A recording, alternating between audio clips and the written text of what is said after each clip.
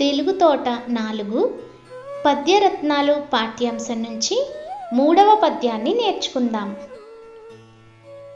పరుల కొరకె నదులు ప్రవహించు, గోవులు పాలనిచ్చు, చెట్లు పూలు పోయు, పరహితమ్ము కంటే పరమార్థమున్నదా, లలిత సుగుణ జాల తెలుగు బాల. పద్యాన్ని మరొక్కసారి చదువుకుందాం. పరుల కొరకె నదులు ప్రవహించు, గోవులు పాలనిచ్చు, చెట్లు పూలు పోయు, పరహితమ్ము కంటే పరమార్థమున్నదా, లలిత సుగుణ జాల తెలుగు బాల. ఇప్పుడు కఠిన పదాలకి అర్థాలు తెలుసుకుందాం. పరులు ఇతరులు, గోవులు ఆవులు, పరహితము ఇతరులకు మేలు, పరమార్థము నిజమైన ప్రయోజనం. పద్యానికి భావం.